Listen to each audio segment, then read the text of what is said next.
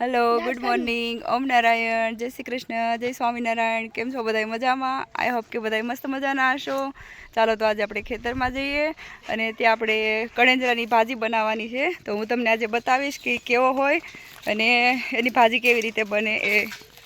તો આ છે કણેજરાની ભાજી જો કે આ એક પ્રકારનું ઘાસ જ કહેવાય પણ આની ભાજી એકદમ ટેસ્ટી બને છે।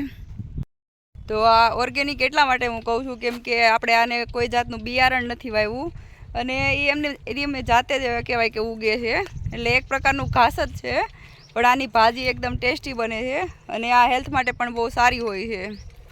चालो हवे आपणे भाजी उपाड़ी आवीए। चाल डिम्पल आपणे जईए। ओम नारायण ओम नारायण ओम नारायण। तो आ छे मारा फेमिली मेम्बरो तो चालो हवे आपणे जईए भाजी उपाड़वा। हाँ तो जो आ सुंदर मजानी है मारी वाड़ी अमे वाड़ वाव्यो है मारी गायु भैंसू ने खवड़ावा माटे ज वाव्यो है। अमे ईच्छा थाय त्यारे क्यारेक अमे खाई लईए एवुं नथी।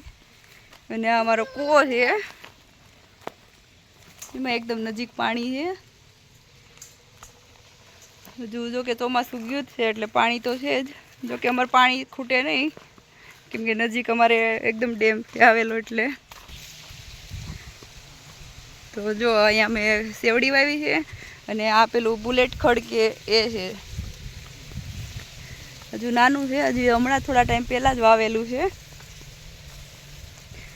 अने अहींया जो आपणे खड़ उगेलुं छे आ वधारानुं घास एमां ज क्यांक क्यांक जो आ कणेજરાના છોડ उगेला छे ए आपणे लई लईए।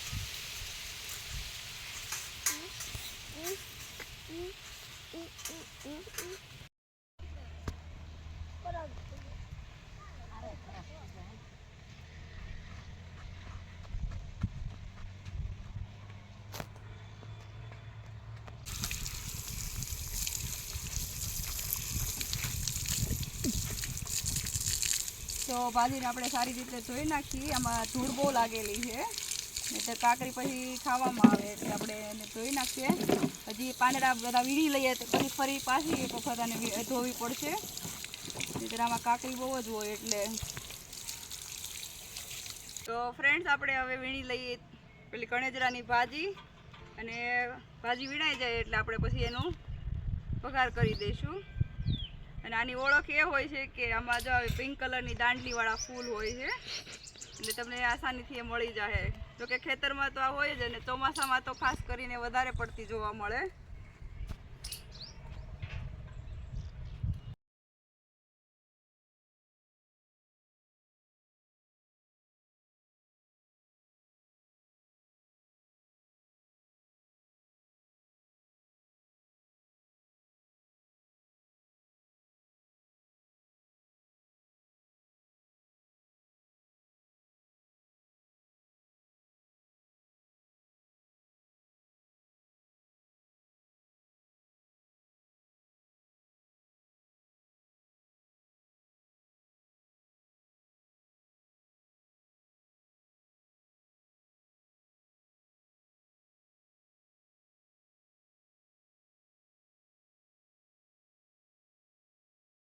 तो मित्रों आपणे सौ प्रथम चूलाने सळगावी दईए अने सारी रीते ताप थई जाए एटले पछी आपणे भाजी वघारी नाखीए।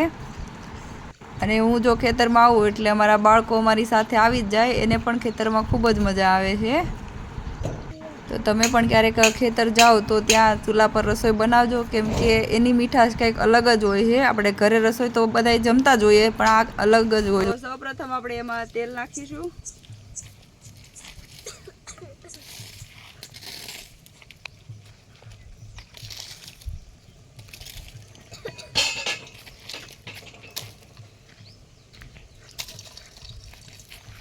તેલ આવી ગયું છે એટલે એમાં આપણે જીરું નાખશું થોડું.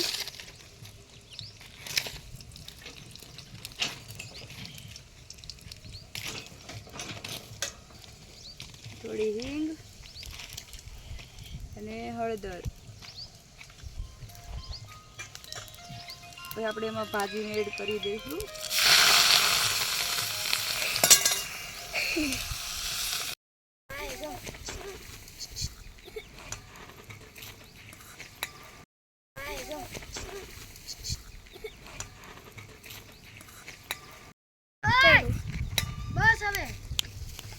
તો આપણે ભાજી વઘાર કરી નાખ્યો છે. થોડી વાર એને પાકવા દઈએ, પછી એમાં બધા મસાલા કરશું આપણે.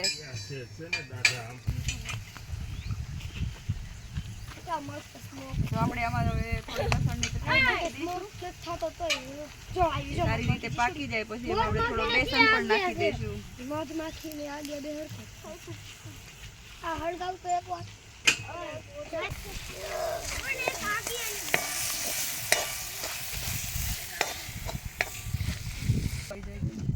એમાં આપણે થોડો બેસન નાખશું.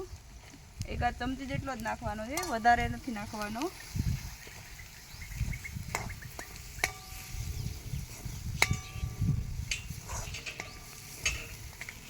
તો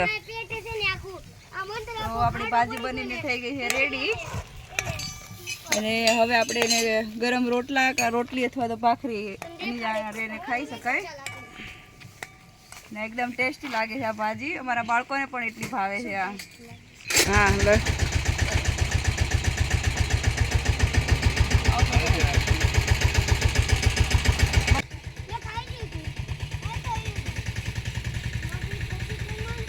એકદમ મસ્ત ટેસ્ટી બની છે. તો તમે પણ તમારા ઘરે ટ્રાય કરજો. એકદમ હેલ્ધી અને મસ્ત હોય છે આ ભાજી. તને ભાઈ કહું મસ્ત છે ને? કેવી છે દીશું?